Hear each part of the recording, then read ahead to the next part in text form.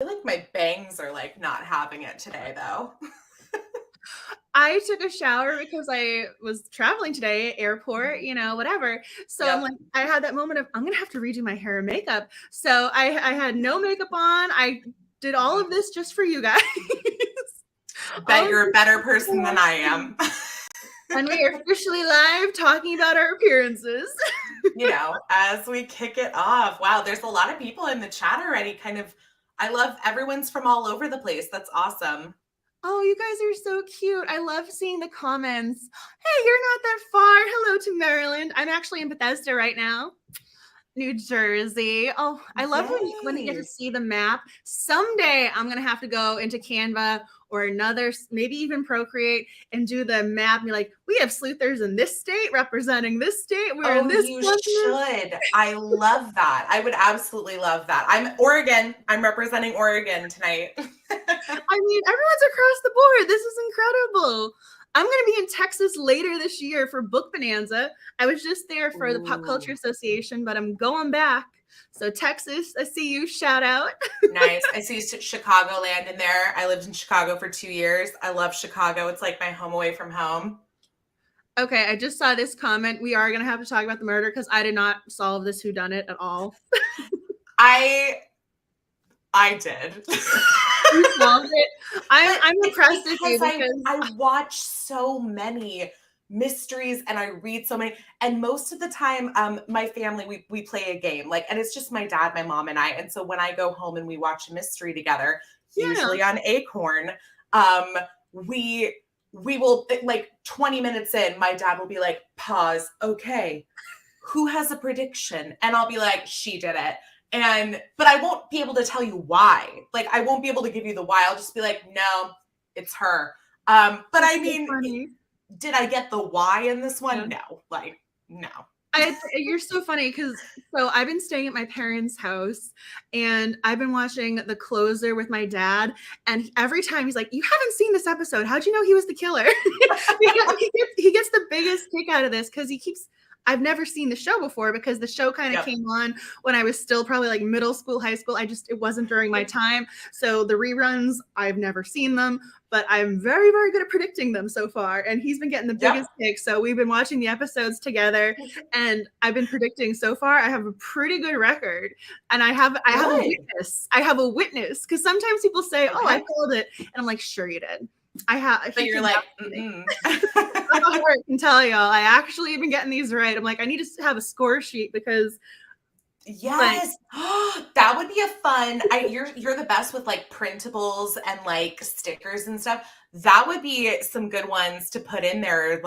Can you solve the mystery, or how many did you get right? Did you get it before or after red herring number 1, 2, and 3? So that would be fun. I like that. That's a really cute idea. I'm trying to figure out bookmark so again, I have some special swag for y'all, for those people I meet here from Alice Domestic. So I was going to show you. So this is the sticker for the people I meet in person, but I also have a printout of something, wink, wink, nudge, nudge. Some of you can probably guess what the printout is of. It's of a certain square sized item. But yeah, I would love to do another printout or something because I have the best time designing those things for y'all.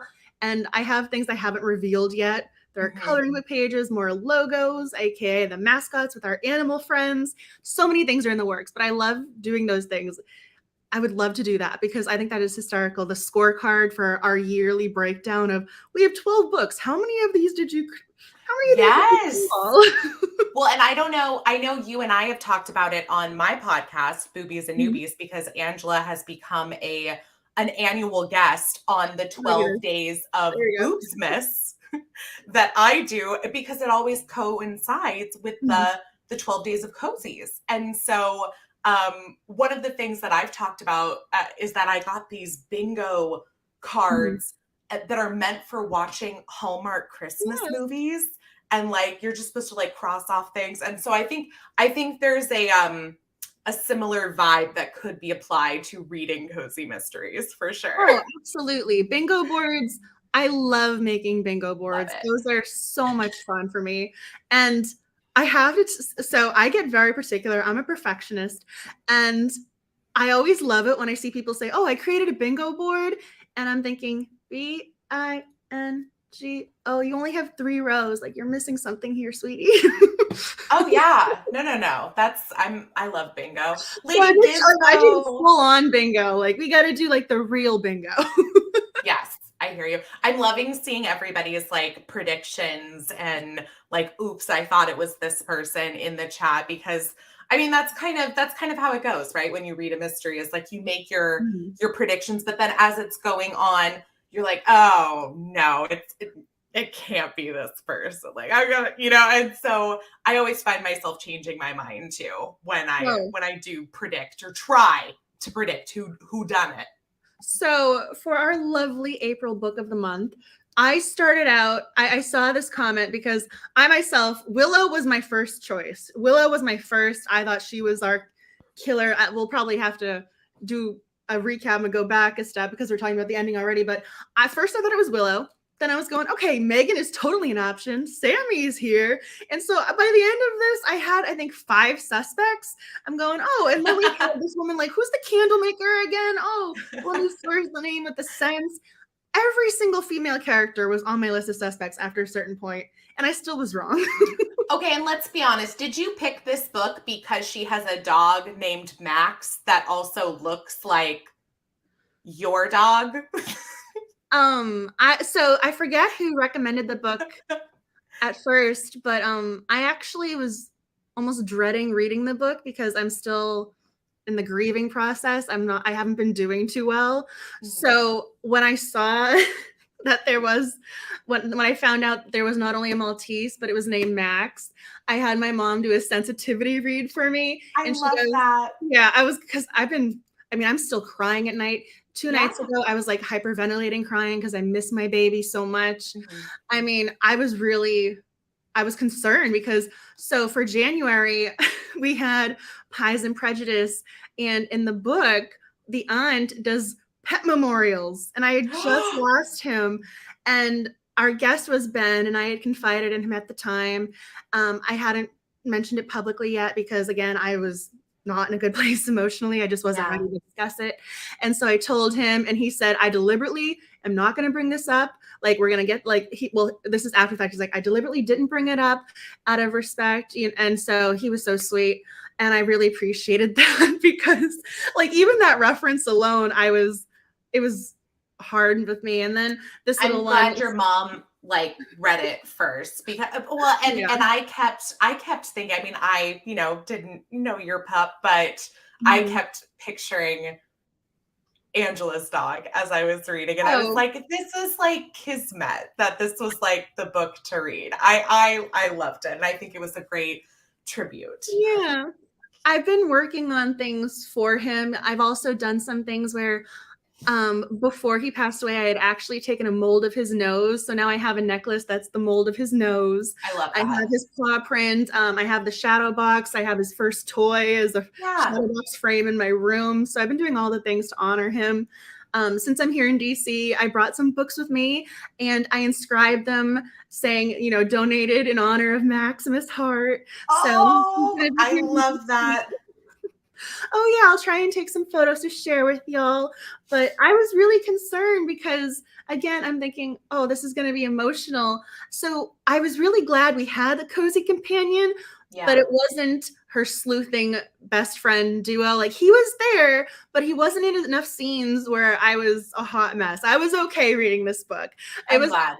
I mean, I also will say I've mentioned before, I've been working on cozy mysteries, and one of the drafts that I did, I named the dog. It was a Maltese. It's a Maltese. I had already made him in honor of Max. He had Max's personality, disposition, but I gave him a name from Lord of the Rings because I'm a fun nerd. But I'm going to change it to, reflect Max's name. So I'm thinking, is this going to look like I copied her? But I mean, I had the dog for almost 10 years. Like, I was there first, right? No, you got the OG. You got the OG Maximus.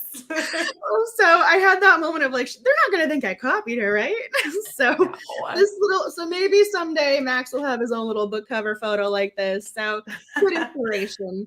I would love that. Manifest it, baby. What is it? The secret, like, put it out into the world and it will happen. Yeah, Well, manifest it to be real.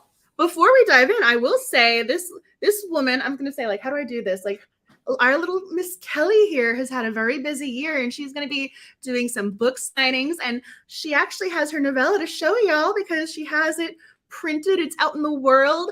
I myself have a copy, and I was going to bring it with me to show y'all, but apparently I got one book down. You're traveling.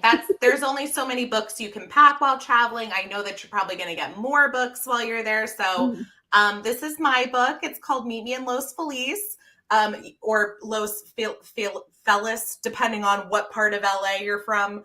And it's a quickie. It's a 150-page novella. It is a holiday rom-com with a plus-size beauty and a red-headed Brit who owns a tea room in Los Angeles. So don't let that fool you, though, because it's spicy. So we have the fun illustrated cover, so it comes across as so sweet and rom-com. And I've got a little pup on the back of mine, too. We just need all of the dog references. And it's so funny because some of y'all have met Daisy. She's on the Instagram reels somewhere when she was a puppy. She's a little bit bigger now. So I still have a Maltese in my life, but it's just so cute because we need our dogs. We need our animal companions and our friends. And yes, I specifically got Daisy for Max, but we're not going to go down that road. But you guys are so sweet. I was just looking at the comments. Like, I appreciate all of your well wishes. I mean, at least now I can talk about it. Before I couldn't even talk about it. So. I've been there. We've been there. Our family's been there. And I think anybody who's had a pet has been in that position and knows exactly what that feeling is. So, you're not alone. Well, it's so, I mean, I was reading the grieving books about animals, and then I actually related more to the books that had to do with parents losing children because I thought of Max as my kid. So, trying, but instead of taking up all of our time talking about this, although I appreciate you guys listening, we do have A Brush with Murder Max, who is Chloe's Max. And what did you think of the book? Was it a win? Are you going to read the second book in the series? I'm pitching it over to you. Okay. I'm a little divided on this one. I will say, like, there are some things I really loved about this. Namely, I love that almost all of the characters were women and that they were all business owners. Like, I thought that was so cool. I loved that. And I mean, I think what's great about cozy mystery in general, and like, this is where I talk about this all the time on my podcast, there's a huge crossover between romance readers and cozy mystery and mystery readers. And I think a lot of it is because they clearly share a readership that's mostly women. And I love that by taking that into account, we read a lot more female characters in these books because we don't get to see that in a lot of other genres. So I loved that they were mostly women. They were mostly female entrepreneurs. I thought that was super cool. I liked this aspect of Artisan Alley, which I thought great. Like, I mean, I would visit a place like Artisan Alley. Like, could I live there? Absolutely not. There are too few people in this town for me to even consider living there. The 439, although I wrote down, like, is it now 440 because she's moving there? When I tell you, when they gave the population sign, that was the first highlight I made in the book and wrote down absolutely not. And then what was funny to me is every time they would mention, oh, there's so much traffic, or like this is the busiest time of day in the town square, I was like, for who? There's 400 people who live here. Like, what are you talking about? Traffic? Like, there can't be traffic. But I mean, this is also coming from somebody who spent the better part of her life living in metropolitan cities. Like, I live in Portland now. I've lived in Minneapolis, St. Paul. I lived in Chicago. I lived in Los Angeles. So 400 people, it's not for me. It's not for me. And I will say I did like it more as the book went on. I think I got much more interested in a lot of the characters as the story went on. And like everybody else, I was still guessing, like, for the mystery, like, who's it going to be? Because in my mind, I approach mysteries with like a practical mindset of like, if this is going to be a series, you can't have the murderer be like somebody in the inner friend group. So that's why, to me, I was like, okay, it's obviously not, the sisters. It's not going to be Megan. Like, Megan was too close to them. Even with like Ross, I was like, that it could be in like a different story, but I was like, no, we're setting up Ross to be part of the love triangle here. So like, can't be him. So it was kind of just like narrowing it down of like, here's what's left over. And so that's sort of how I approached it. But yeah, it's interesting. I'm seeing everybody's comments. Oh, no, I was nodding my head all along, like everything you said, because I wrote down, so I always feel like I'm going to mispronounce her name, Elise Brienne, with her designs. I had one of her notepads, and I used the entire notepad for all of my notes here. And I literally took each page is a different woman. I've bought stickers and stuff from her before. Oh, I love her store. She has such great designs, especially because most of them are floral. And, again, we were talking before about female empowerment, like a female small business. It's great. But I was writing it down. So we have the Healing Touch, which is Penny. We have Megan with her scent shop. We have Sammy, who owns Quaint Decor. And we have Le Chic, the clothing store. Go Fly a Kite, which is, again, Gwen's, and she was one of our suspects. And then for sweet's sake, the bakery. And my favorite note of all is it's $4 per dozen for this bakery. Oh, I didn't miss that either. Believe me, anytime they mentioned like something money-wise or like, oh yeah, this is what goes on here, I was like, that's okay. This is probably one of my main complaints about. You had to take a breath. You're like, we're getting in this. Well, here's the thing. When I critique something like the cozy mystery genre or romance or the romance genre, it's not that I'm doing it because I dislike it. I'm doing it because it's coming from a place of love, and I want to see it grow, and I want to see more people read it. And I think one of my main critiques of cozy mysteries is a lot of them tend to feel like they were written 20 years ago. And what I mean is, like, I love that they're young. I love that a lot of these women, I think that is a good change that's happened in the last few years, is the main characters, instead of being Jessica Fletchers, who are like retired busybodies, who we love, like, don't get me wrong. One of my shirts here is a pullover with Jessica Fletcher's face on it. I am planning to wearing that to one of the author signings. Absolutely. Our senior sleuth representative. Yes. And like, I love that. But I also have really enjoyed that in the last few years, I've been starting to read cozies where they're in their late 20s, they're in their early 30s, and they're usually single women who are either fresh from a divorce or unlucky in love, whatever it might be. And this is no exception. I will say, I don't know if they always read as the most accurate depiction of like what she's supposed to be 26. Yeah. And I can tell you, this is not, at least in my worldview and my experience, this is not any 26-year-old like that I've known, where they've gone to the big city and to pursue the arts. That makes sense to me. But then kind of like retreating home after a couple of years and then coming to small town America. I don't know. It just, I feel like sometimes you can tell that the person who's writing the book, and I notice this in romance too, is writing about something that's not really their lived experience. And so it feels a little false. Oh, I did. Yeah. I was looking. Because I made a note of that too, because so that's actually it says Lollapalooza on my note. Yes. Because I was doing the math with that one. And also, how did he know Lady Gaga's costume from that year? I mean, unless he has an eidetic memory. But again, I was thinking, okay, maybe if we backdate this, it can work. But there are Zoom references and I have to say, I love the reference to Lollapalooza. That was one of the things where, regardless of if the timing works out, because I don't think it does, I was like, you know what? This is cool though. This is like a reference that people know. They're making like a connection about music.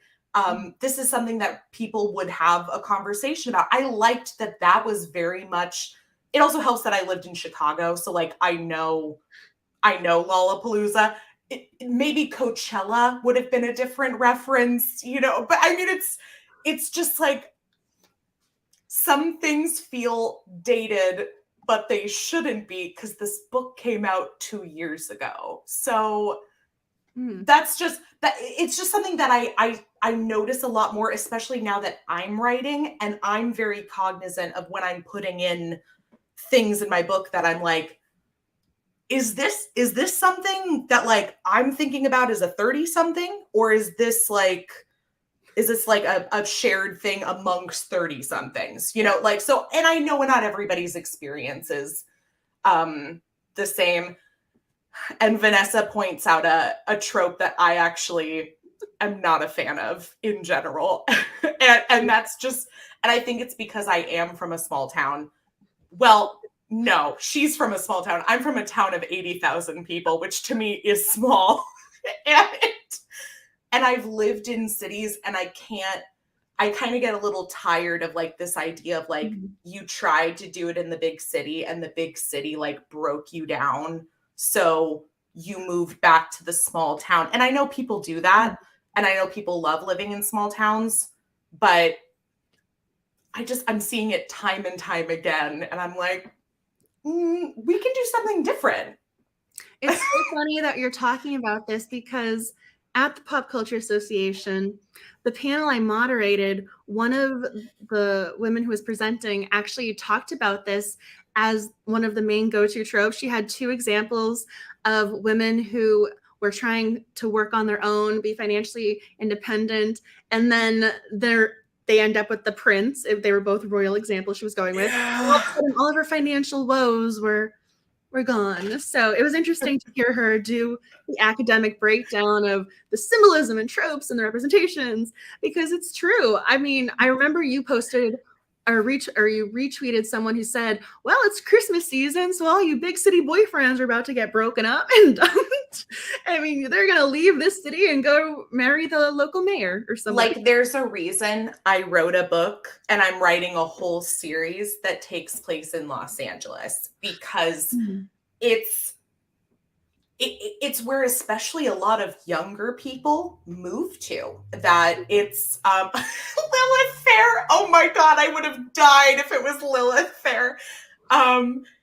But I did a whole panel discussion about this, of like small town versus big city romance. Yeah. Because when in doubt, if you are reading like cozy mysteries, or even like cozier romances, small town romances, most of the time it's the woman who's leaving the big city, and she's leaving behind everything, her life, her apartment, her job, all of that in the big city for a relationship, for, this more kind of like stable, safe environment at home in a small town, or to be with a man. And so it's just something that bothers me a little bit. And I notice it more and more in the last few years, probably because I'm a single woman who lives in a city and would never do that. So that's my own personal bias for sure, like working its way into that.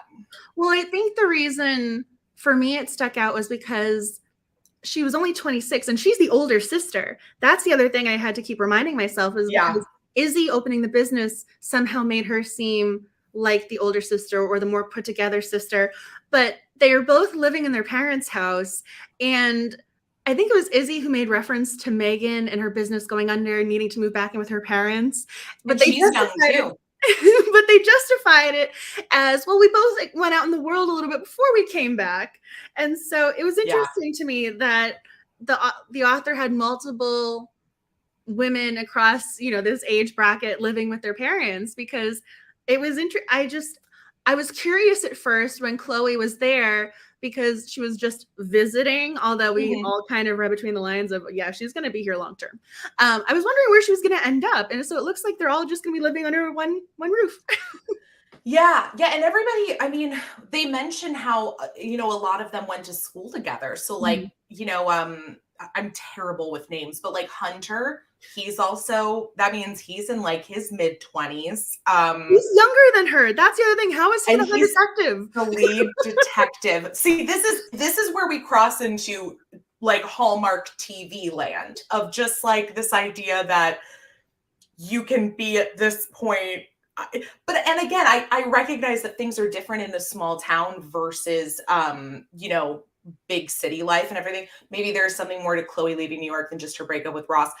I was waiting for that. That was the other thing, was I was like, she keeps talking about how this all went wrong with Ross, and like she didn't make it in this gallery career. And I'm like, okay, what happened? Like, and I was waiting for that too. Someone above mentioned that maybe we'll get more of the backstory as the series progresses.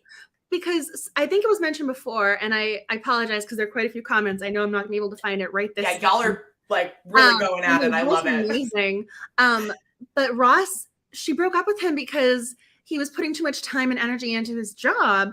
And again, for me, I'm thinking, well, he's got to be young like you, because you mentioned that you guys are in similar age bracket. So he's probably in the law firm trying to establish himself. Maybe he wants to become partner. I'm thinking he has a reason for putting in all these hours. Plus, if he's doing the type of law that she alludes to, wanting to send Sammy to go to him, he's defending people, which is not a 9-to-5 job. I felt badly that she broke up with him. I mean, yes, he was being very peculiar, sending the mother 3 different bouquets with 12 dozen roses, 3 things of chocolate. So he was very persistent. But when we come to Cozy Mysteries, I think I got used to, oh, he cheated on me. Oh, he left me for the younger woman. I was so surprised how it was just a matter of him being a workaholic. And I was waiting for he missed our anniversary because he was too busy with this stupid case that meant nothing to anyone. Yeah. I wanted more information about the workaholic. Like, what was the work he was doing? Yeah, and I actually lost the side. I'm not opposed to there being like this love triangle with an ex where the ex isn't a bad guy. Like, I actually like that, because I will say one of the other tropes that I'm just kind of sick of is like the demonized ex. Like, they're usually a cheater, or they did something awful, or the main character makes them out to be like they did something awful when really they didn't. And it's like, I like that we're adding in like, he's the ex, but he's not a bad guy. Like, they broke up, but also, we don't really know much more there. But like, I was also confused because I feel like, and maybe I missed something, please let me know if I did, but between her and Hunter, which I feel like, again, it's kind of the go-to for Cozy Mysteries, is like the love interest is usually the town cop. And so that was my immediate thought, I was like, great, okay, here comes love interest. But didn't Izzie allude to like how they had a history?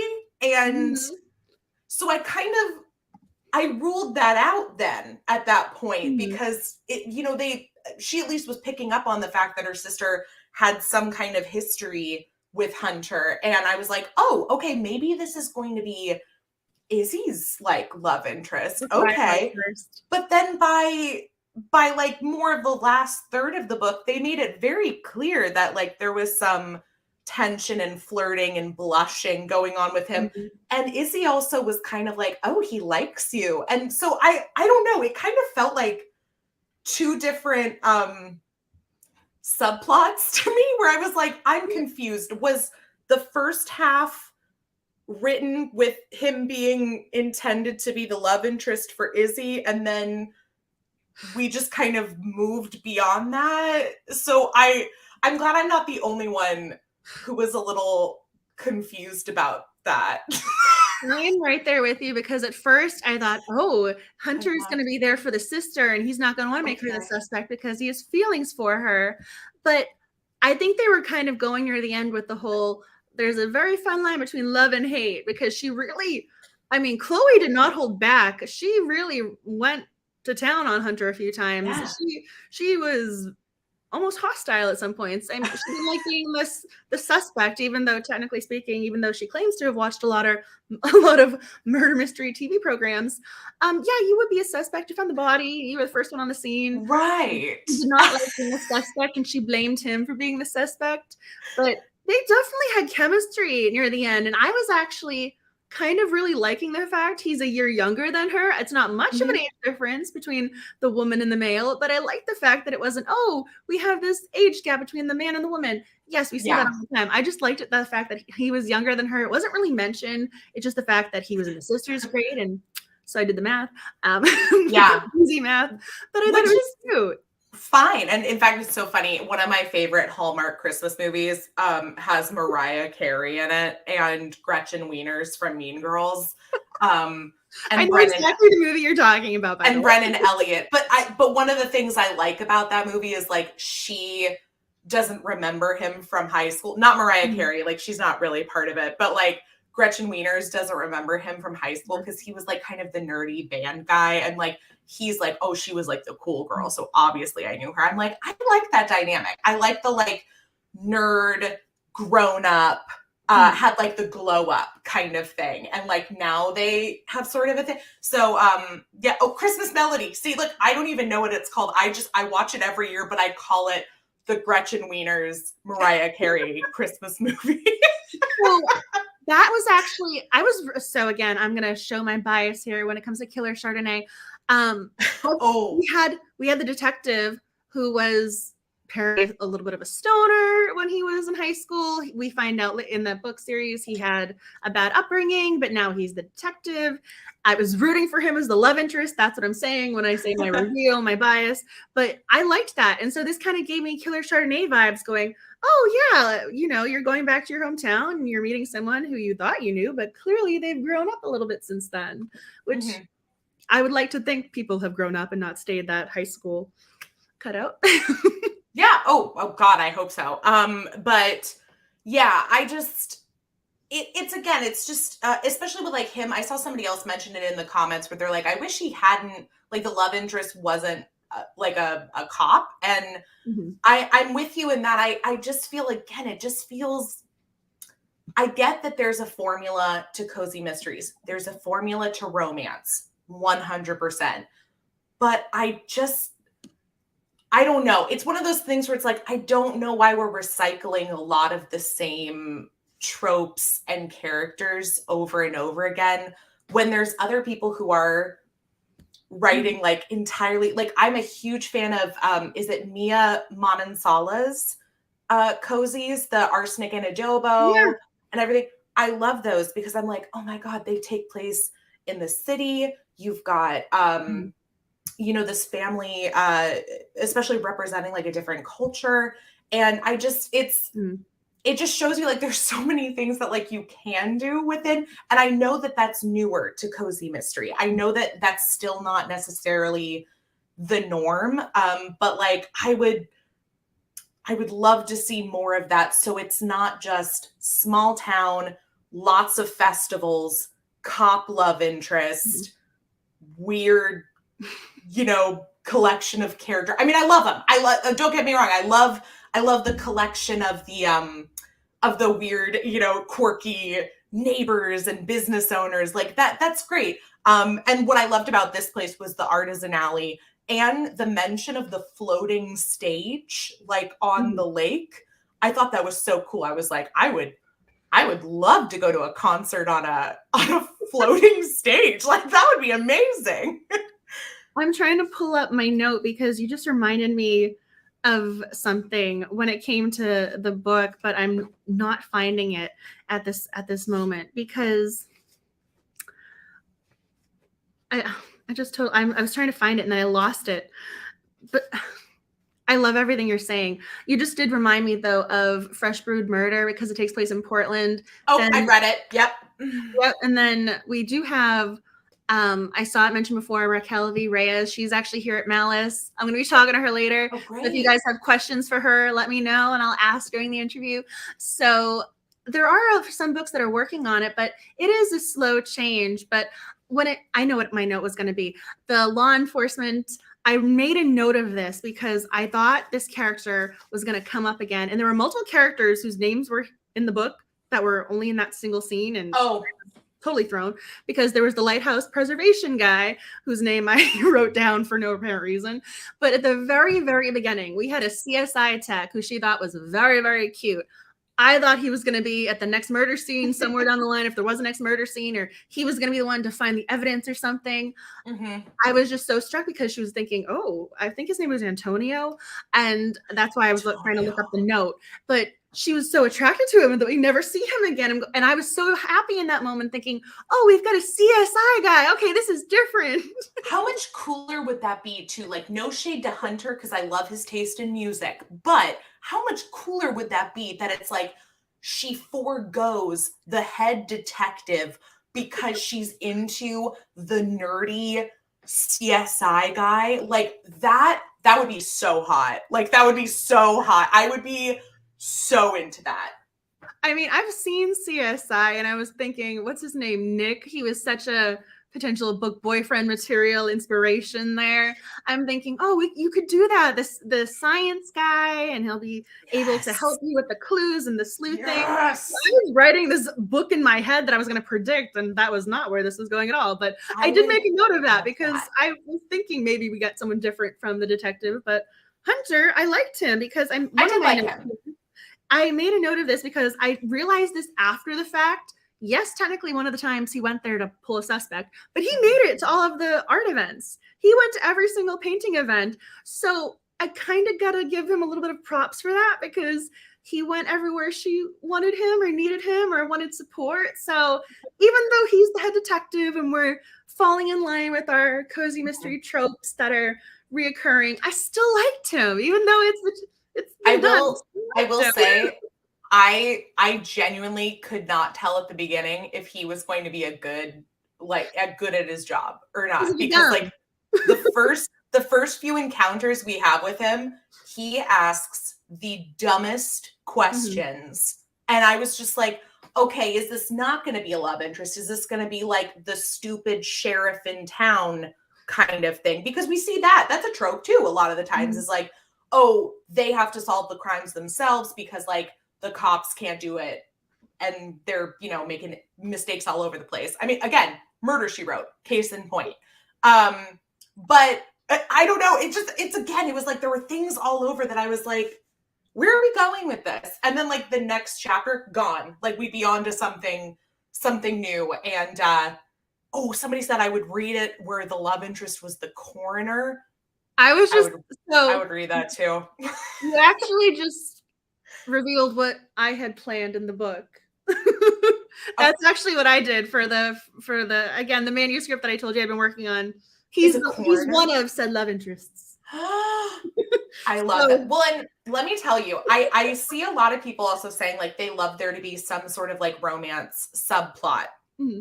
And I agree that it should be a subplot because if it was the main plot, it would be a romance. It wouldn't be a cozy mystery. I'm looking forward to your corner. But I was like, we're on the same wavelength. I was like, Vanessa, shout out. Yes. I will say I do these monthly panels now on YouTube called Tit Talk because my podcast is called Boobies and Newbies. We do not stray away from a boob pun by any means. But we just, during this past panel, somehow Cozy Mysteries came up and we all decided, we were like, we need the crossover between Cozy Mysteries and spicy romance. We need like Cozy Mysteries, but make them hot.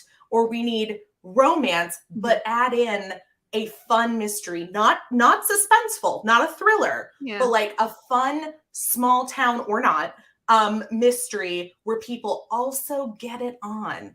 And I was like, yes, I feel like this is an untapped market. So if anybody out there is like, I need a writing project. Do it. Please, please do it, because I really do think people would like it. No, I was thinking, I know Tessa Bailey, one of her books was Killer Vacation or something. I think that did relatively well in regards to sales too. So apparently maybe there is another, I was going to say subgenre within a subgenre, or a combination of subgenres. Spicy cozies, like cozy with fire. I don't know. Lorenzo, the CSI game. I've been looking for this note for the last. I don't know. Not Antonio. Lorenzo. There wasn't Antonio though. I'm never gonna find that note. I mean, the notes are all out of order. I'm never gonna find it. But his name was Lorenzo. That was a totally ADHD type of moment there. But I that was gonna bug me. I needed to find out his name, and I knew. So run me through your order of guesses of who you thought did it. So, as the notes, I was trying to find that one so badly. I was going all throughout this. I was all over the map, because when it comes to mysteries, if someone is given a description or a first and last name, not just a first name, like, oh, you're a common person that I see on the street, like you're someone I just interact with, you're an acquaintance, versus you got the first and last name, they're inside your house, you know them. But we had people who were dropping off food at the beginning because you found the dead body, therefore condolences to you, and we're going to feed you. And then we have the neighbor who, Nell Simpson, thought Sammy left with a slim, small woman with a slight build, with the dark, hair that was cropped or bob right above the shoulders. And so again, we have Nell Simpson. Her name's there. I'm thinking she's important. Did she lie or something? I was all over the place. I could not figure that one out, because there were a lot of red herrings, but they all made sense. And I feel as if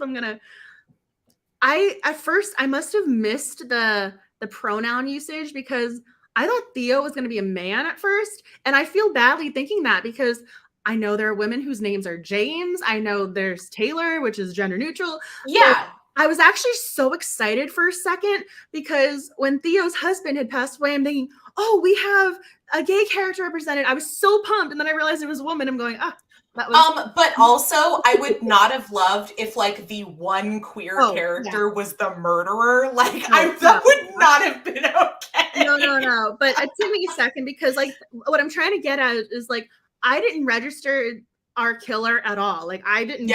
Like totally, because the only thing I had made the note of at first that I was annoyed with was the fact that the grand opening was going to be postponed, and Izzie was going to lose her $1,000 print ad, because that's a very expensive print ad for a very small town, by the way. The money value there, I'm kind of questioning. Doesn't make sense. Not in a town where a dozen bagels cost $4. No. So, yeah, exactly. I was kind of questioning the $1,000, but then Theo said, okay, I'll let you roll it over and you can place the ad later on. In which case I'm thinking, oh, Theo's not a bad person. It's fine. But again, it didn't even register. I didn't even know, again, if Theo was a man or a woman at first. So that first interaction, like, clearly did not make an impact on me as, oh, potential suspect. My mystery cap was apparently tilted or off, whatever. I just did not see that right off from the get-go. Later on, came across as a little creepy, but even then, those interactions, not too much, because wasn't in a lot of scenes. I first picked out Willow. That was my first. And it wasn't even like the Willow Grayson thing that came out later. It was just like, she's new to town. Anybody who's usually new is a little more expendable. They usually have like some past that like is going to come out, and then when we met Grayson, it kind of the same thing. I was like, okay, but by the time we learned about the two of them and like their scheme, I think we had already had the interaction with Theo where she had talked about how her husband had died like years ago, and she had taken over the newspaper. And I was like, oh, nope, that's it. She did it. Like that was literally the clinching moment for me. Because again, from reading all of the mysteries and watching all of my Acorn shows, specifically Midsummer Murders and Broken Wood, mysteries. Those are my two go-tos. It's anytime there's like a death of somebody mentioned from the past and it was under mysterious circumstances, usually there's some kind of callback to that. Like there's something that new information is going to be revealed, or, ooh, we got it wrong, so now we're going to reveal who did it. So that's immediately where my mind went. I was like, it has something to do with Theo's dead husband, and maybe new information about that. So by the time she talked about her dead husband, I was like, that's it. That's the one right there. So I was looking for some of the notes to put them in order, because even though that totally did register, I thought that was going to be a clue to help with, oh, maybe there's a similarity, and we'll have that light bulb moment of, oh, this is how I make the connection. Sure. Because I was looking at, for some reason, I was trying to play, again, when I was the sleuthing game, for some reason I went down the path of, well, maybe Izzie had to meet this art collector who's asking her to do the Rembrandt because they need her out of the place for some reason. And so then I was wondering, oh, is he connected to something? And again, we never actually really get this guy's name, but I was trying so hard to make the connection of, well, of course it's late at night and this is the only time that I can meet. There's something suspicious about that. So I was looking down. So even then we have Charlie Wales, who's the lighthouse preservation. We have Jake and Penny, who had been dating for 10 years. We have Sarah, who is the old lady, apparently. That's my note. Or I should have wrote older lady interested in painting, but didn't understand that she wasn't selling tickets on the side, who didn't have Wi-Fi, and she was with someone named Marcy. So I'm reading down all these names. I was throwing that page away. I'm like, they had nothing to do with anything. So I had my list of suspects that kept growing, and then I had all these sub characters who were just mentioned and then never brought back around, thinking, oh, maybe they work for the art collector. And I also want to say, A Brush with Murder, I kind of thought maybe the paintbrush will be involved somehow. I mean, yes, it's a painting knife, but so that's why I was trying to think like, oh, it's got to be someone related to the world of painting because of the title, and they're in the art world. So, I mean, our killer she wasn't crafty. I mean, different type of crafty. I saw somebody bring that up earlier, though, where it's like, I think they were kind of saying not only her, but just Chloe, right?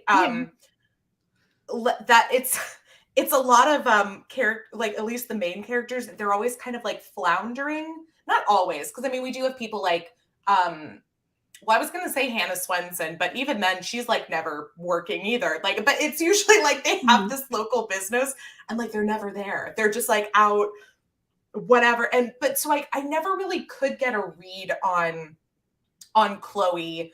Like I didn't even necessarily believe her like wanting to stay there in the end and like run this shop with her sister, because it just never felt like that was her passion by any means. That I was like, okay, so I don't know, and I'm sure because there's a second book that's out at this point, right? And so I'm sure like people who I noticed a few people had said they that they had already started book 2 or already read book 2, but I feel like the first book in a lot of series, which I know is what you guys read for book club, is usually meant to set up a lot of backstory and a lot about like our characters, like how they got here.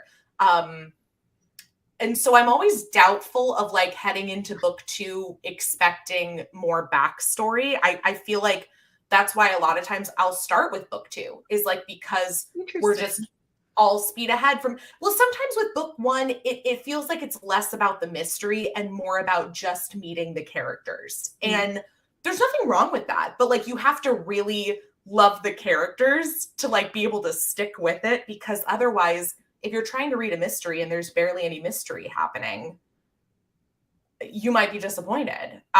So yeah, she had to warm up to the idea of co-owner. Yeah, I think it'll be interesting. I think they're a good match, the two sisters, to have this business together. So I don't know if I'm in it enough to continue with it. But I will say it did get better as the story went on. And so I'd be curious to hear more about the next books in the series. I will say though, I thought there were some cute moments, although I agree. I still don't entirely understand the Minnie and Mickey Mouse costumes with the paint shop, but I still What the heck was funny. that? What I was still thought that? it was cute. I mean, it was still a cute idea and inclusion. I mean, But I why don't Mickey and understand, Minnie? Why? Why Mickey and Minnie? Like, it just, I don't see. This is the thing: is there were so many great things in there, but there was no explanation for why. Like, there was no Mhm.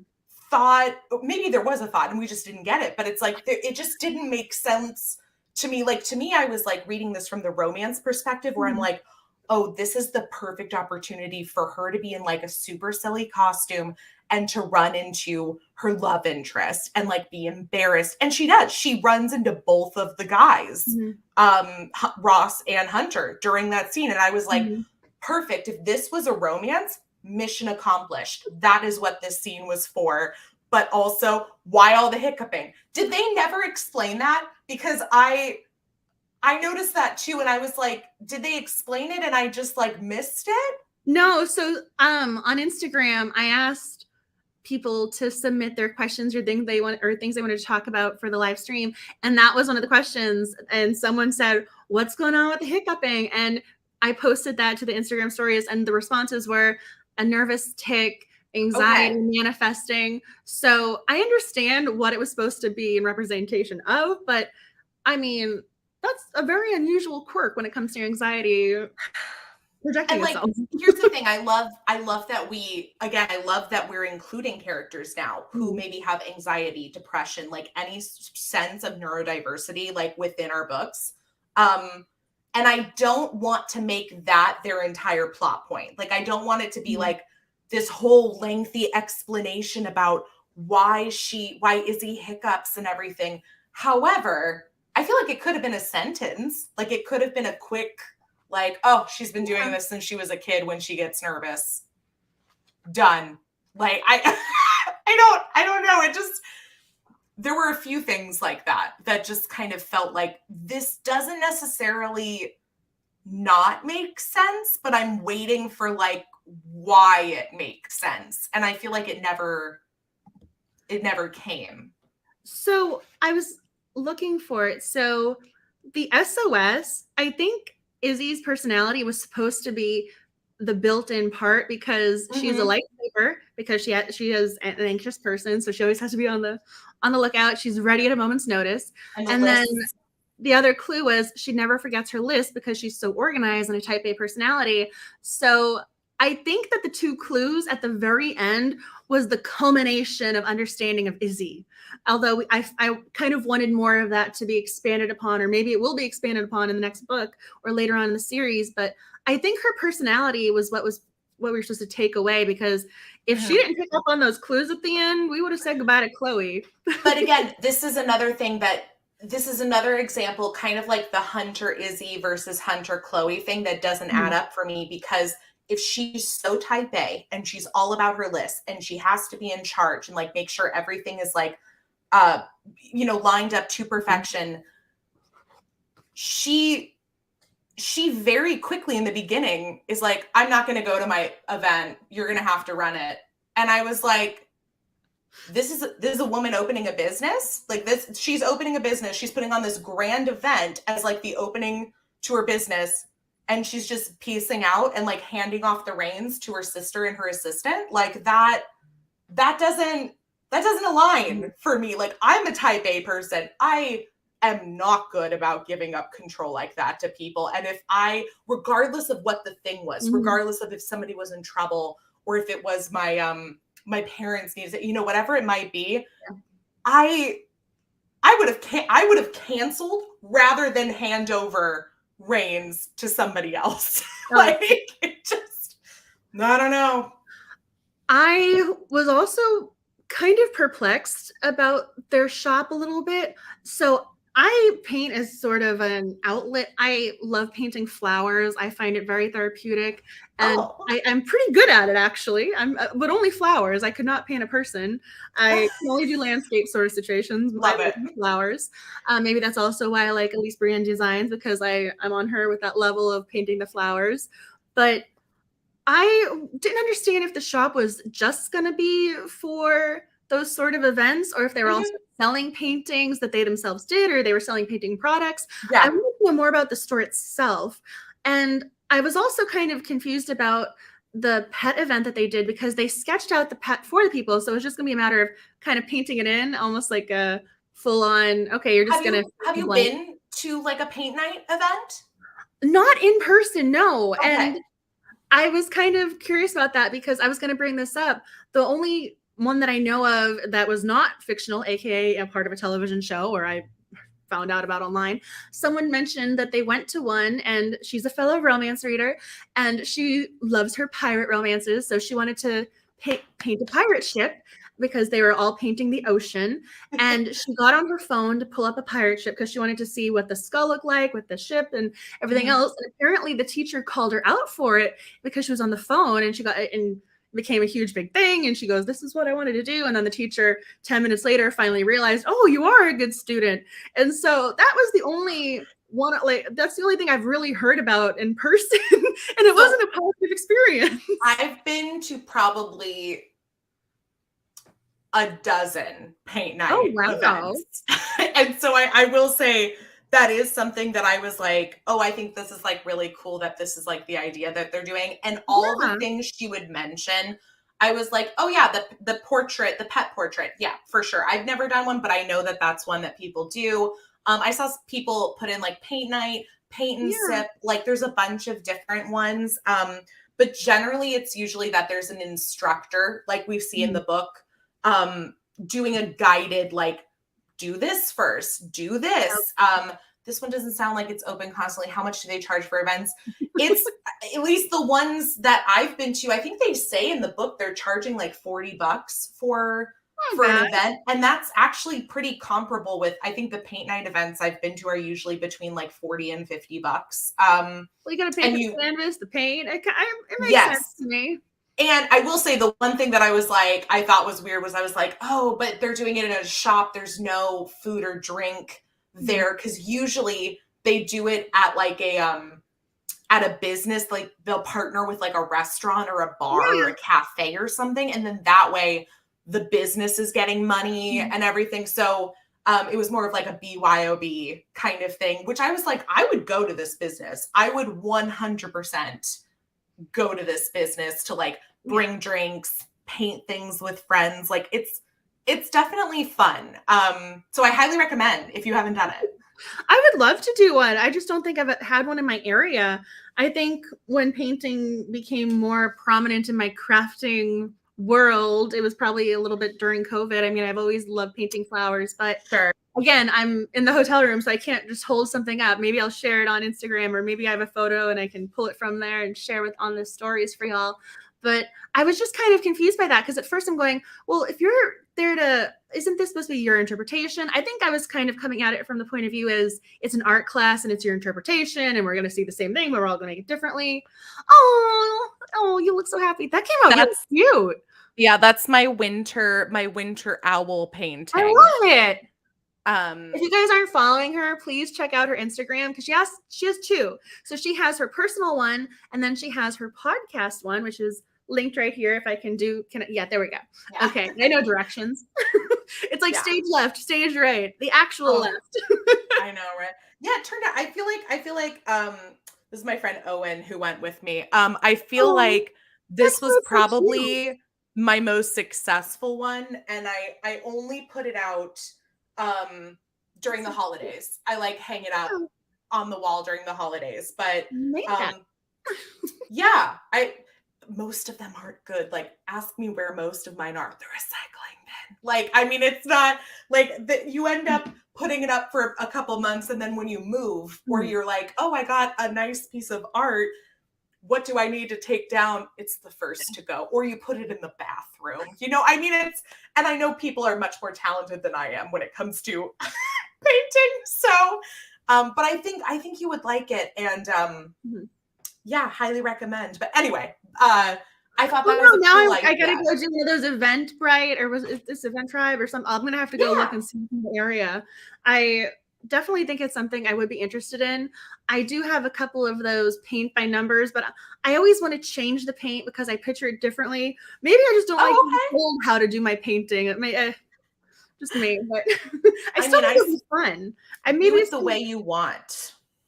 Oh no, I think it sounds fun. I just didn't expect everyone to have the exact same painting, but now that you showed me, it makes total sense. At least the ones I've gone to, they tell you, they're like, oh, if you don't want to paint this, like, I know this is what we're doing a guided demonstration of, but like, if you want to paint something different, we've got like a book of ideas that you can look at, or you can just paint. But then it's like, if you're going to just paint, I don't know why you would pay money to like go there and have somebody like guiding you when you could just like have the things at home and paint.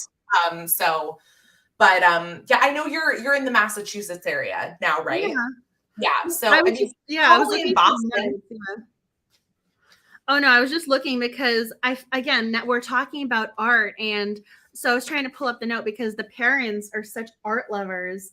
I thought they were really interesting. I have to say, I actually kind of liked what their characters were, that it's like they were kind of these trust fund, but like also art yuppies. Like, I mean, it was kind of like this weird generational thing where I was like, okay, like they have all their money, so they don't really have to work, but they also have the luxury of not having to work, and like they eat super vegan and like go on these boat trips and adventures. And I'm just like, I feel like I haven't seen that character in a cozy mystery or romance novels even. Like, I feel like it's usually like if they're rich or they're trust fund, we have a very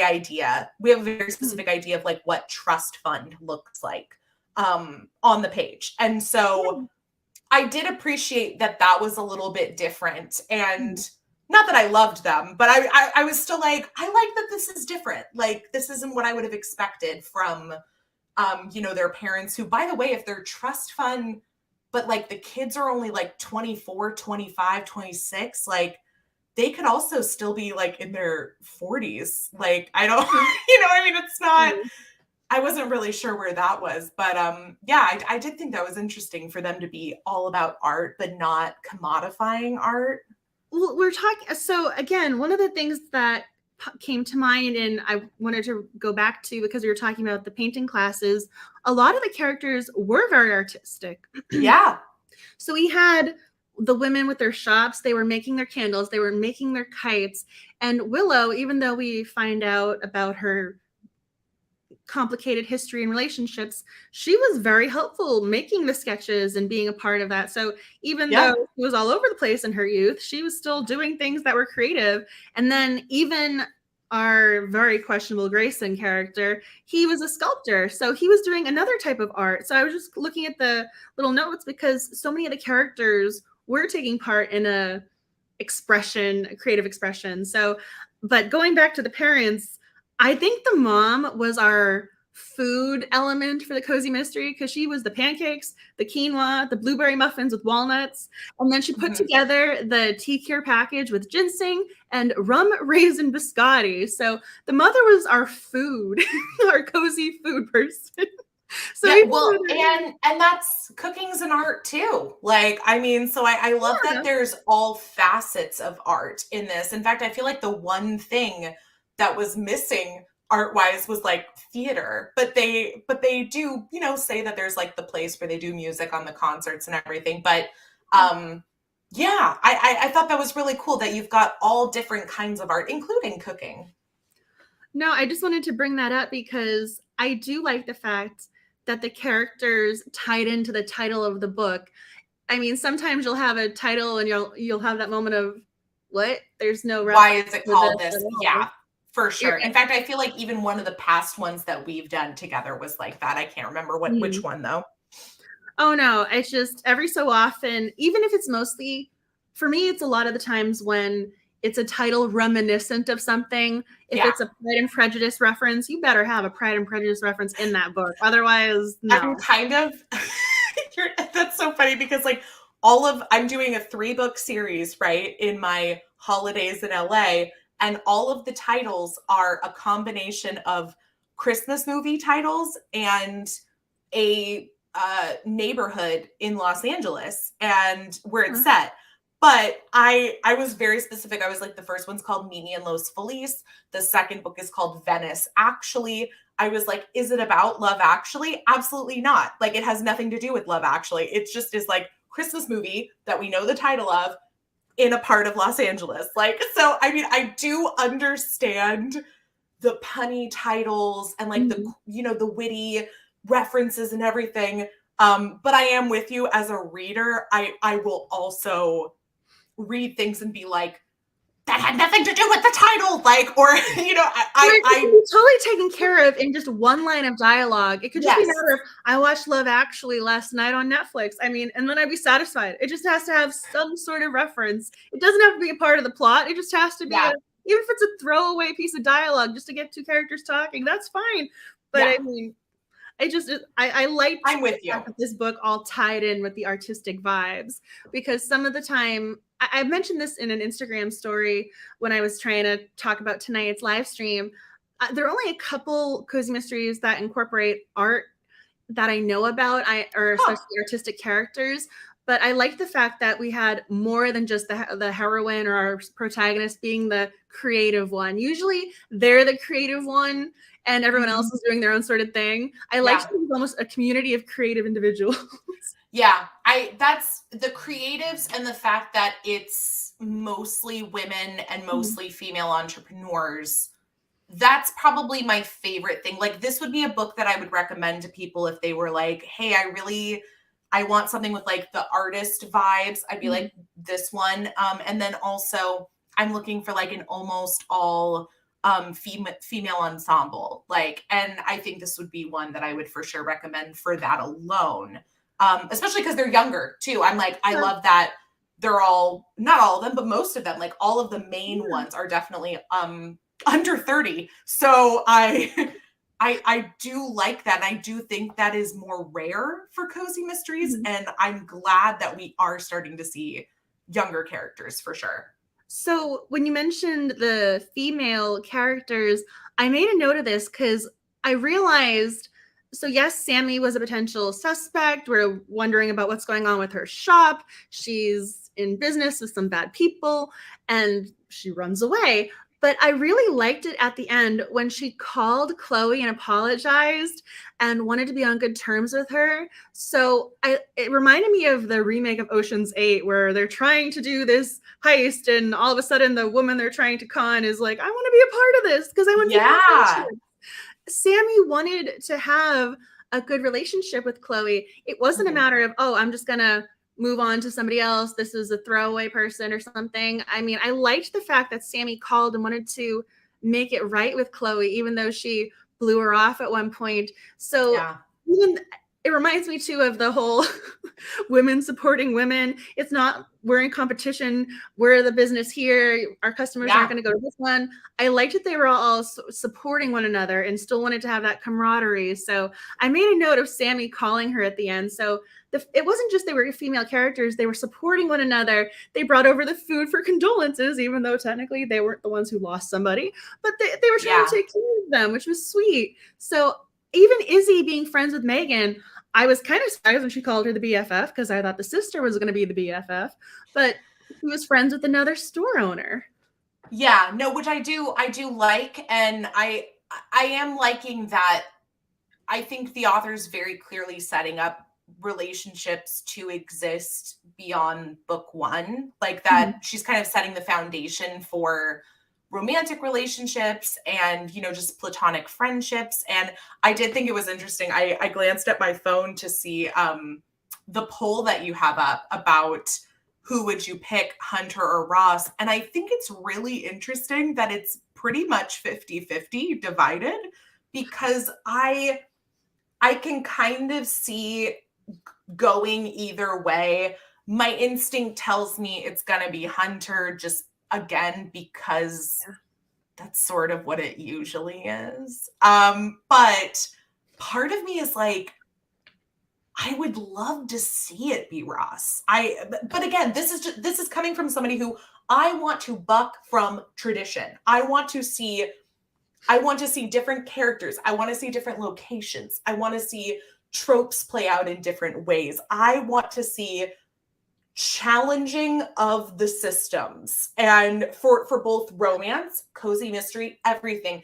And I realize that will turn off a lot of people. And I think it will also bring in a lot of new people to read things when they read it and they're like, wow, that's not really how I expected that to go. I mean, the whole reason I started Boobies and Newbies was to read romance novels with newbie romance readers who had never read a romance novel, and they had very specific ideas about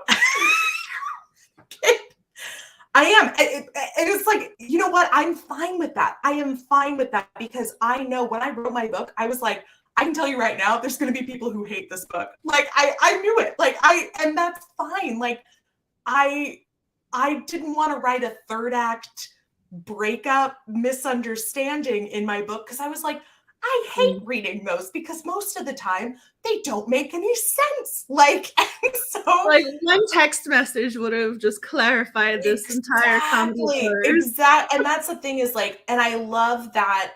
My thought is that you're never alone in the way that you're thinking and responding to these characters. So if you're like, oh my God, I would have loved this if it was a little bit different in this way, you're probably not the only one thinking that. And so that's kind of like, at least from my very inexperienced writer self, what I tell other writers is just like, if you love it, if you love this character you're writing, somebody else will too. Like, somebody is going to read this and you are going to be their instant favorite author, because you wrote down things they haven't had a chance to read that appeal to them because nobody else has written it. And so just do it. You know, and that's it's hard. I get it. It's the renegade. But it's part of the risk you take, I guess, when you do any kind of art, whether it's a painting or pottery or whatever. You just got to put it out there. Oh no, you reminded me of the quote about you can't please everyone, or if everyone likes you, you haven't taken a stance. There are all those things come to mind, but I'm nodding along because it's when you do something creative. But I also was thinking about the books that have made big impacts. I was looking at 1-star reviews of To Kill a Mockingbird, or 1-star reviews of books that have had huge cultural impacts, and I'm going, The Bluest Eyes is phenomenal. Why is this getting like a 1-star review? So because it challenges them. It challenges people to think beyond their own personal experiences and biases. Like, and that's if you embrace that, fantastic. You will be a better reader. You will be a better person. You will be a better friend and community member.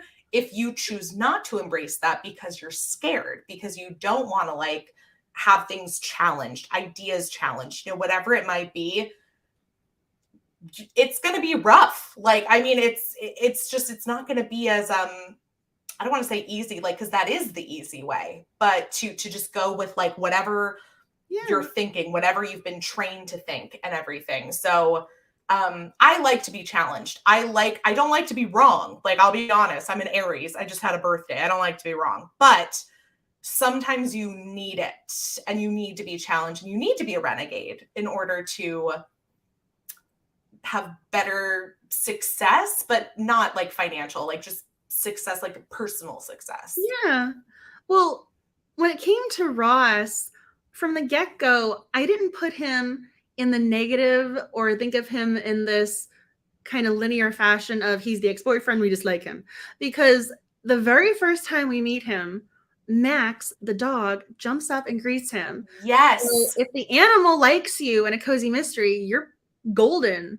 I'm so glad you noticed that too. Oh yeah, Maison, just had an Aries birthday too. Awesome. Hey, happy birthday. Fantastic. But yeah, no, I noticed that too. I was like, I feel like if we were meant to hate him, because I bet it was all of our inclination to hate him, to be like, ooh, he's the ex. But the first time we meet him in person, the dog loves him. And I took that too. I was like, that's a really good sign. But that's what I mean. It's such a small moment, but it totally kind of took what you were thinking and flipped it. I mean, it's something so simple, just as that interaction. But when you're a cozy mystery lover, if the animal accepts this character, so do you. And I feel like, and I know everybody's like dating experience is different, but like as somebody who's single and like I don't actively date right now, but like when I am in the dating pool, that's something that I feel like any single woman specifically will tell you is that if he meets your pets and they like him, good sign. And if they don't like him, red flag. And so that was actually probably one of the most current things she could have put in the book. Like, I really do feel like for a lot of the things that I said that I was like, this feels a little tired, or a little, just kind of out of touch. That felt really on touch to me. Oh, I love, so again, the fur mama, the dog mama part of me, I was looking at these posts that I see on Instagram because Instagram apparently knows my personality with the algorithm. There was something about millennials buying houses so their dogs will have big backyards and how millennials are choosing their dogs as their children. And so again, for me, if you don't like my dog, no, I'm not going to. You're out of my life. I'm not going to end up with you. I will say I do appreciate Jess's comment though about feeling like Ross disrespected her boundaries because he showed up, because that is, to me, that would be a red flag as well. And so like to have him just kind of show up in her small town, that would be a little weird and creepy to me, like, in real life. But then the dog, I was like, okay. And then he quickly shows us he's not a bad guy. Like he shows us he's listened to some of the things she's talked about. He wants to have fun jumping in the lake and all this stuff. And I'm like, oh, okay. I wasn't expecting this from him, from what we've heard about Kelly. It's so frightening. I mean, just dating in general. Like, this is why I'm not dating. Like, I'm like, I am perfectly content at home by myself, like watching movies and reading books. I will say though, Ross was very, very helpful when it came to the end with the Willow research. Yeah, he showed up. I was going to say he had the pivotal information to help her kind of put those puzzle pieces right where they needed to be. And she felt comfortable calling him, which I think also spoke volumes. So I'm not writing Ross off quite yet. The tricky part is how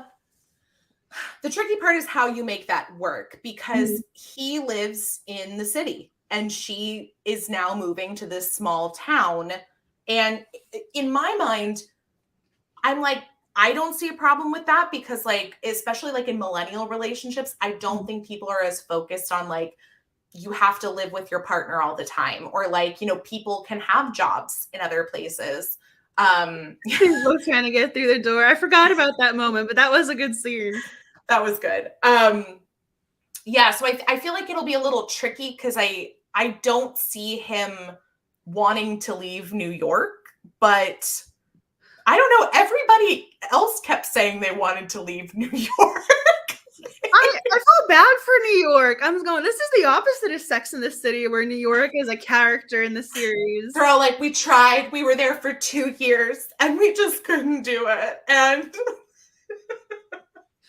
I mean, I don't know. Become a famous artist overnight. I'm just sorry, Chloe. Yeah. It could happen, though.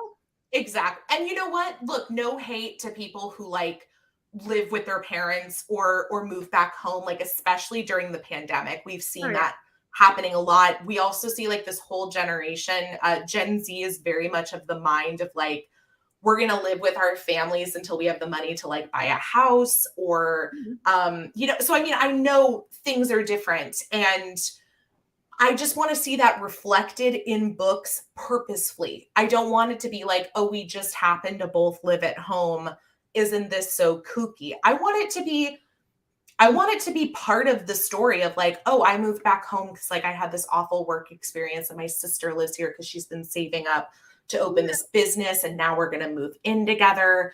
I feel like it would add a little more depth and nuance to the characters to have very specific reasons why things happen the way they happen. Yes, it's expensive. I understand. I have friends in New York.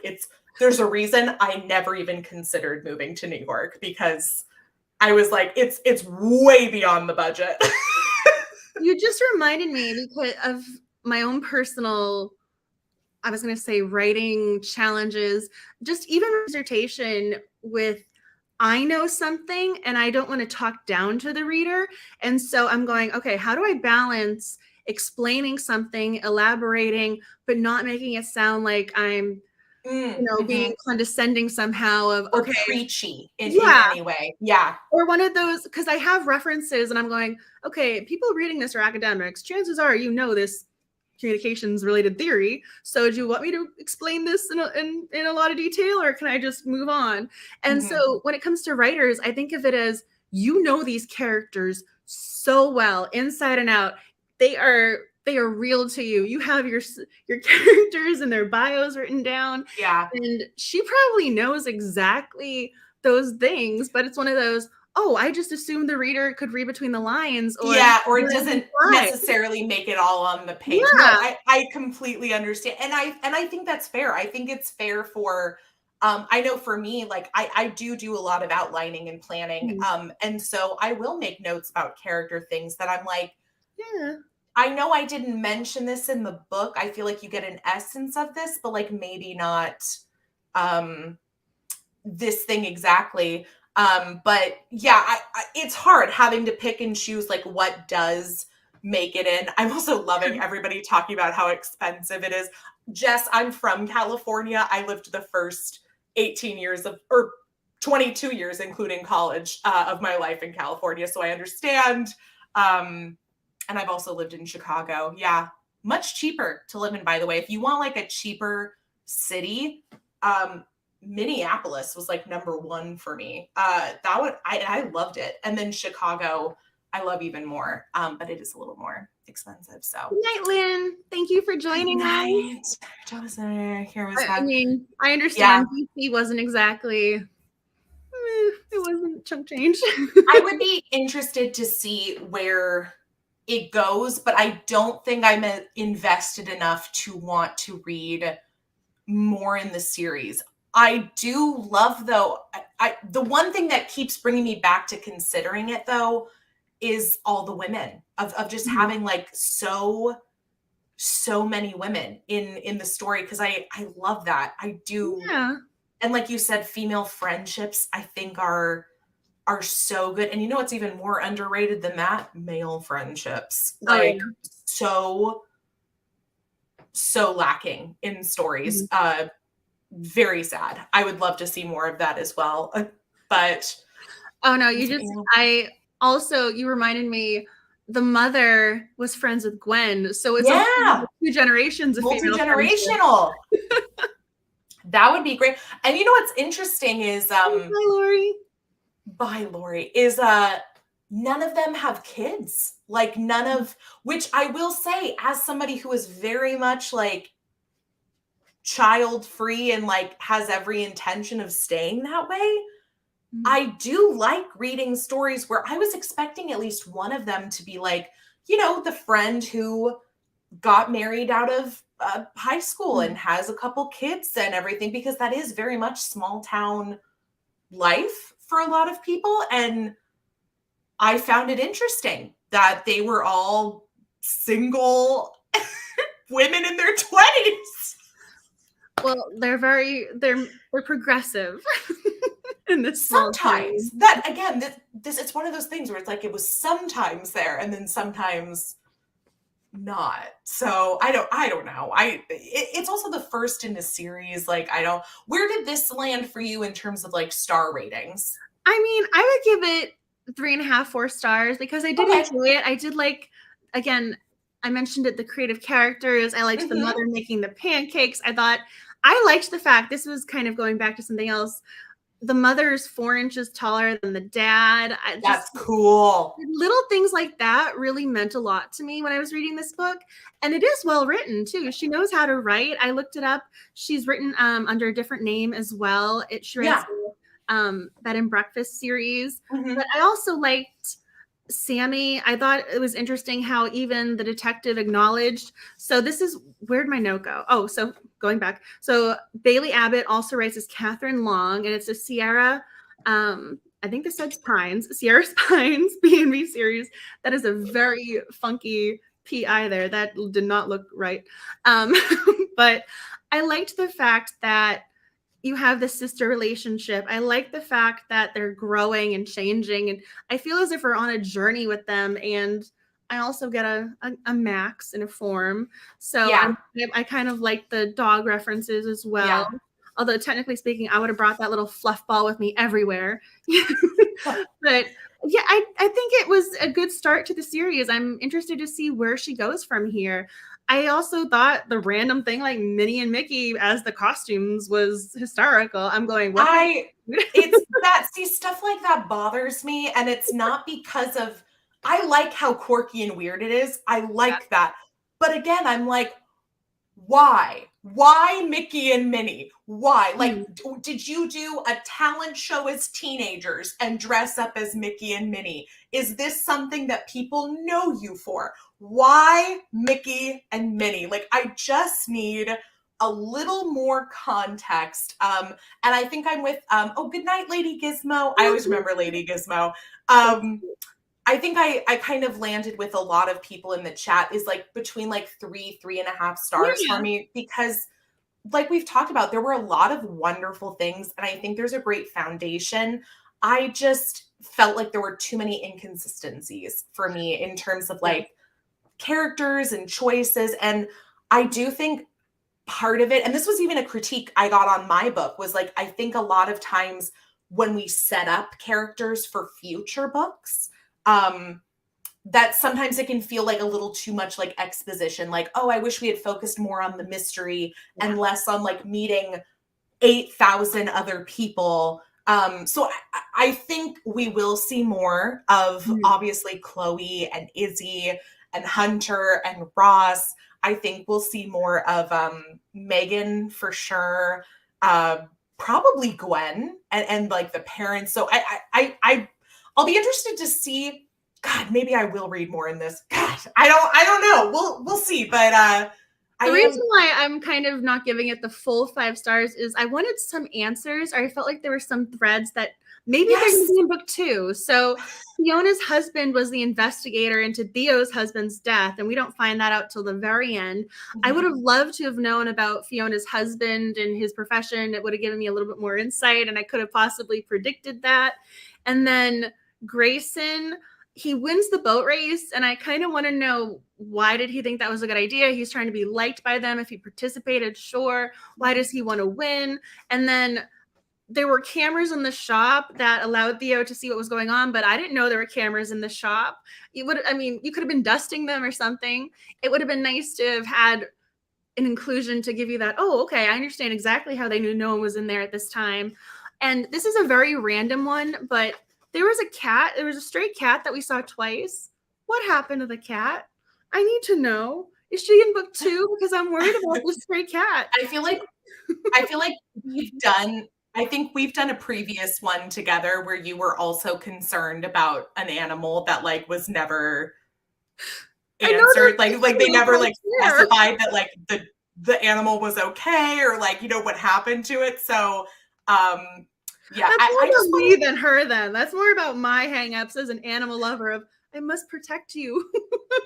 I wanted to can't watch that Sarah McLachlan one, that commercial. I can't do it. Like I love animals too much.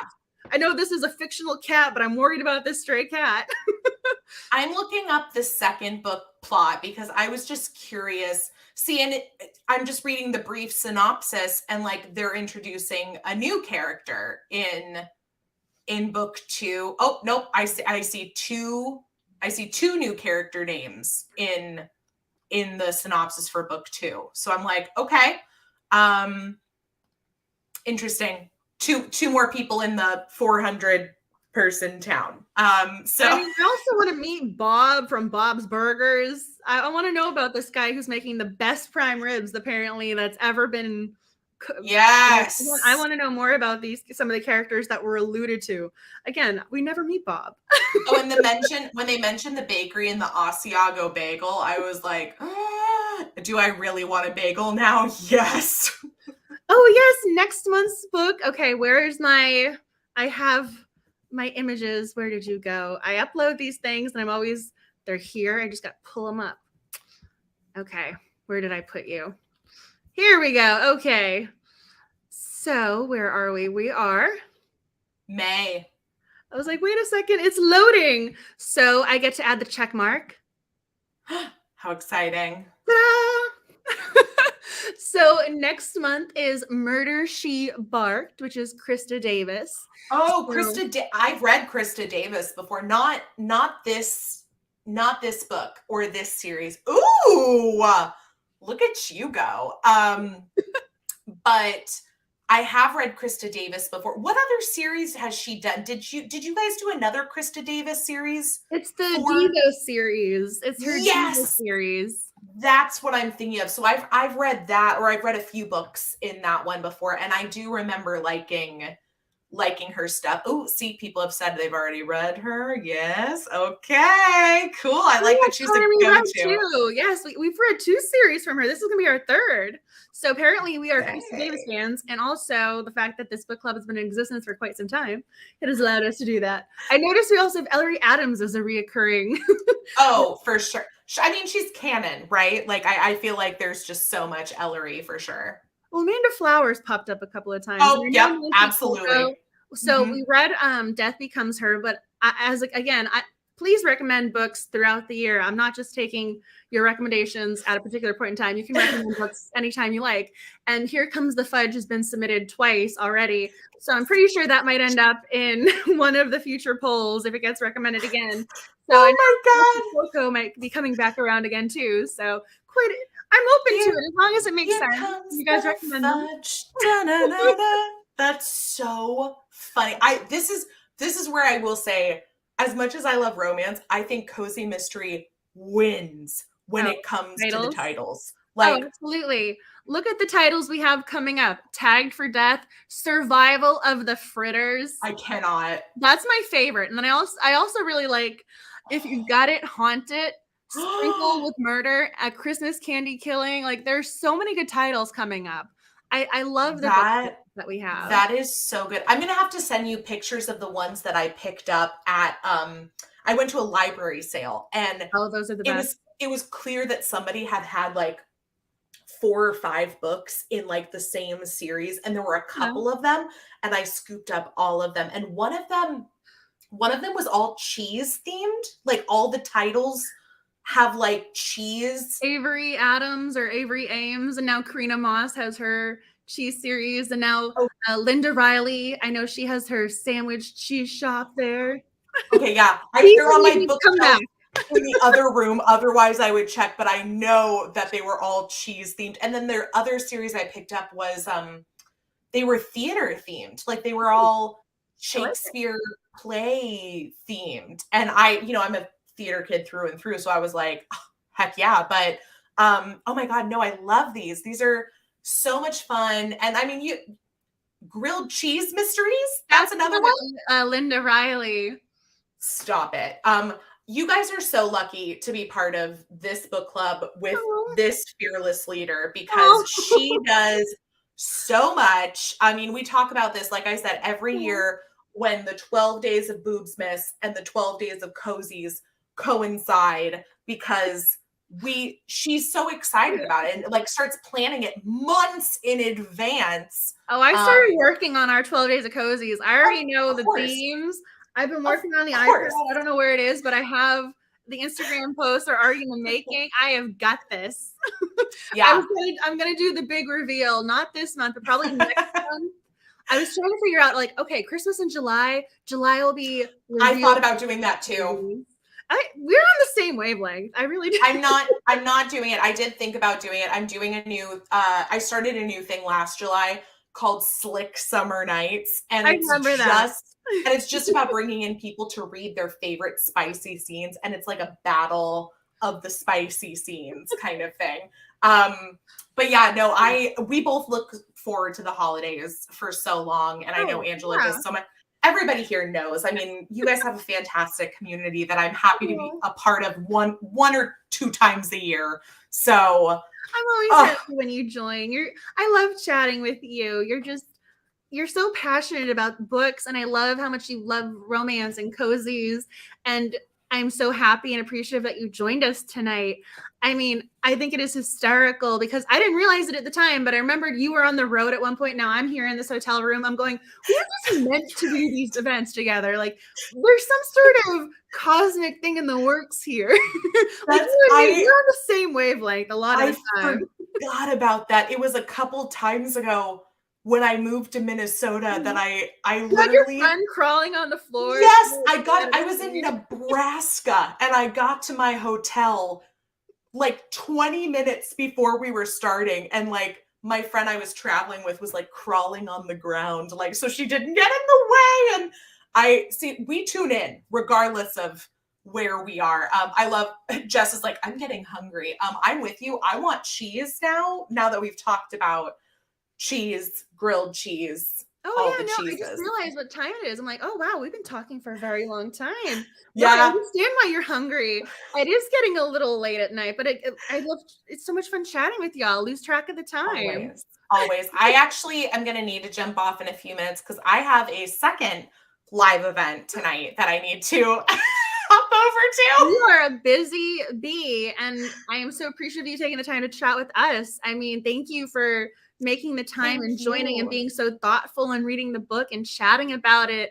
My pleasure. Again, I showed you guys earlier. I'm like, whatever sticker or something you want, I will send it your way as an appreciative, like as a thank you gift to you, because I am very happy that you join us and you're so sweet and supportive. I really appreciate you. I love being here, and I did already tell Angela, but I'll tell everybody that we're going to at some point put together a giveaway so I can give away a spicy holiday romance to people with some swag that is definitely not as cool as Angela's swag, but and also who said it? Somebody said Tillamook cheese. I'm actually wearing my Tillamook shirt right now from the Tillamook Cheese Factory.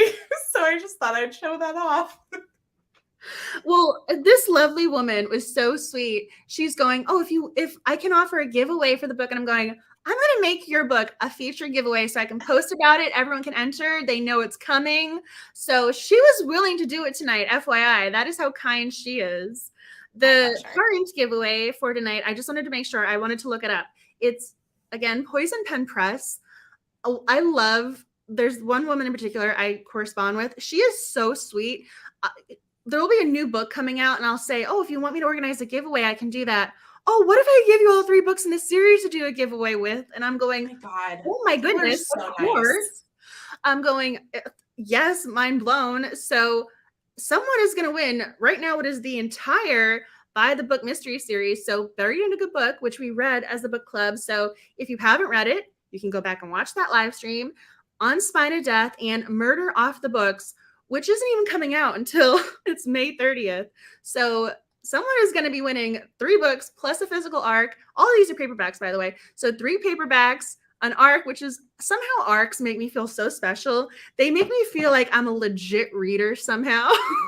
Yeah. So the fact that one of these books is also an ARC, I think ups the ante with this giveaway. Cool. So every comment tonight counts as a giveaway entry. So please comment away, get those last minute comments in. And my plan is tomorrow, I'm doing some things, but I have time where I'm going to be sitting down for the hairdresser at some point and other things. So I'm going to figure out a way to do all of your comments and choose the winner before Malice gets in full swing. So your ARC and your 2 other paperbacks, aka all 3 books, will be in the mail as soon as possible. So I'll hopefully have the reveal. I want to say Thursday at some point. So my goal is to announce the winner from tonight on Thursday. So fingers crossed that my goal becomes a reality. Woo! That's thank you, Poison Pen Press. Like all of the love and shout outs to them. And if you're going to be at Malice, please stop and say hello to me. I was thinking of doing something informal. So I am going to be talking to authors while I'm here, and I am waiting to hear back from, I want to say, 2 people. So until I have the official schedule, I wanted to hold back on the time I was going to offer, but I was thinking of doing something. I want to say it was Friday morning or Saturday morning. So maybe from 9 to 10 before the Kensington signing, I would bring donuts or cupcakes or something and just kind of be in the room waiting so someone can stop by and say hello if they like. And I have special swag just for that. I literally put aside special swag bags just for this informal get together that I was thinking of doing potentially. That's amazing. You're too much fun. I love it. I wish I was going. That sounds like a blast. I have to admit, Malice Domestic is one of my favorite events. There's a reason why I keep coming back. So Yeah. Kensington's signing, they give away all the books. You don't have to pay for anything. You walk in the room and you can have them sign the book and they'll hand it to you, and it's incredible. And then they have multiple signings. The authors are doing their panels. There are just so many great people here. I also like the fact it's a little smaller. It feels more manageable to me because, again, I am an introvert. It's easy when you're doing a live stream because you're in your own little space and you can be totally yourself. And I'm in a room with nobody around, and yet I'm talking to the computer like it's totally normal. No, I get it. This is a weird year for me because I'm putting out my second book this year, but I'm going to two book events as a reader, and then I'm going to a book event as a writer. And like, even when I'm there as a writer, I'll be alongside some of the authors that I'm going to see as a reader at other events. So it's a weird, like, where do you draw the line kind of thing. But I mean, every author I know, and even like the publishers too, and the bloggers, like, this community is just so incredible, and like really wanting to like lift each other up. So that's so cool. I hope people go and hang out with Angela at Malice, and if not, I'm sure she'll find lots of people to make new friends with too. Please say hello. I also, again, I am an introvert, and sometimes I'm like, okay, I'm getting to this event. I'm just like walking and I look like I'm seeing people nearby, but I'm really not because I'm in my head planning something. So please just wave, say hello, call me, come up and hug me. Like, it's just say hello. I'm going to be carrying around special swag just for the event. So again, like, I haven't put these on Etsy or shared them. Like, this is the first time I'm showing you these stickers. I have other special things that I haven't revealed here yet. And after Malice, maybe I'll share, but I have special things just for you guys who I meet in person. So I want to do something to say hello and thank you. So please do say hello if you're here. I am going to be dropping swag off in the hospitality suite. So anytime you want to go in there and grab something, you can. I am mailing a box. So I have got you covered. So please feel free to help yourself to bookmarks, pens, and the other things that I've been working on. So. Cool bean. Well, thank you, and thank everybody who hung out tonight so much for having me. It's always a joy to see you and chat with you, whether it's about cozies or romance or whatever. This was so much fun. Thank you for joining. Thank you for reading A Brush with Murder. Thank you guys for joining. Murder, She Barked is next month. I hope you guys enjoyed A Brush with Murder. If you read book 2, please let me know. DM me, tweet at me, however you want to communicate, just let me know. I have to admit, I am very far behind with the direct messages. I will be catching up, hopefully. Same thing with comments. You know, when I lost Max, it's taken me a very long time to get to a healthy place, to be productive again. So I will be taking these on and getting through them. So I will get back to you, but I do want to hear from you. So if you read book 2, let me know. I want to know. And thank you for reading A Brush with Murder. Thank you for joining us tonight. Good luck. I know there's going to be one very, very happy sleuther come Thursday. I'm so looking forward to this giveaway. We're going to have the giveaway with Kelly at some point, so be on the lookout for that. But thank you guys for joining. I am so appreciative of you taking the time to read this book. Join us tonight. Please stay safe, healthy, and take care of yourselves. And most importantly, stay cozy. Bye, everyone.